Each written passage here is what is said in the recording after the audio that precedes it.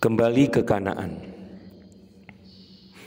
Yakub mengirim utusannya mendahului dia untuk menemui saudaranya Esau yang tinggal di tanah Edom. Ia berkata kepada mereka, "Inilah yang harus kamu katakan.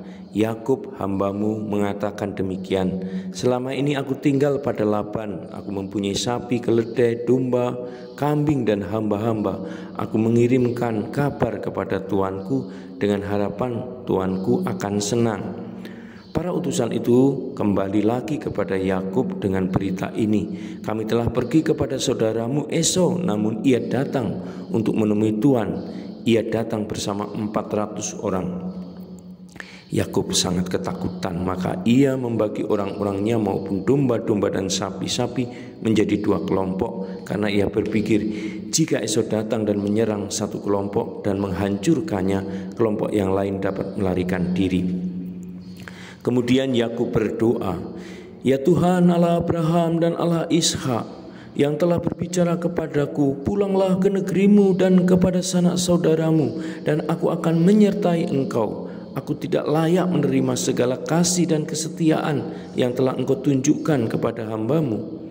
Kebaikanmu dapat dilihat ketika aku menyeberangi sungai Yordan. Aku tidak membawa apa-apa selain tongkat, namun sekarang aku memiliki 2 kelompok ini. Aku mohon selamatkanlah aku dari tangan Esau. Aku takut ia akan membinasakan aku bersama ibu-ibu dan anak-anak. Tuhan pernah berkata, aku akan mengatur segala sesuatu dengan baik bagimu dan membuat keturunanmu seperti pasir di laut." Kemudian Yakub memilih beberapa kambing, domba, sapi dan keledainya yang baik-baik dan menyuruh berjalan mendahuluinya dalam kelompok-kelompok. Kepada hamba yang menjaga setiap kelompok, ia berkata, "Jika saudaraku Esau datang menemuimu dan bertanya, 'Hamba siapakah kamu? Kemana kamu akan pergi? Siapakah pemilik binatang-binatang yang kamu gembalakan ini?' Hendaklah kamu berkata, 'Milik hambamu Yakub ini adalah persembahan yang dikirimkan kepadamu. Hambamu Yakub sendiri berjalan di belakang kami.' Yakub berpikir, semoga aku dapat membujuk Esau dengan persembahan-persembahan ini, dan biarlah aku menemuinya kemudian, mungkin ia akan menyambutku dengan ramah."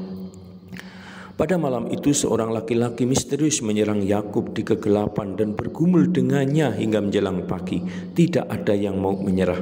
Pada akhirnya orang itu berkata, "Biarlah aku pergi, matahari akan terbit." Namun Yakub menjawab, "Aku tidak akan melepaskan Tuhan jika Tuhan tidak memberkatiku." Ia bertanya kepada, "Siapakah namamu?" Ia menjawab, "Yakub." Orang itu berkata, "Namamu bukan lagi Yakub, melainkan Israel. Karena engkau telah bergulat dengan Allah dan manusia, dan engkau menang."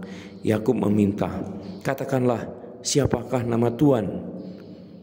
Akan tetapi ia menjawab, "Mengapa engkau bertanya siapa namaku?" Lalu ia memberkati Yakub. Apakah itu malaikat? Apakah Allah sendiri? Yakub tidak mengetahuinya, namun ia telah memiliki nama baru, Israel, yang berarti ia telah bergulat dengan Allah dan manusia.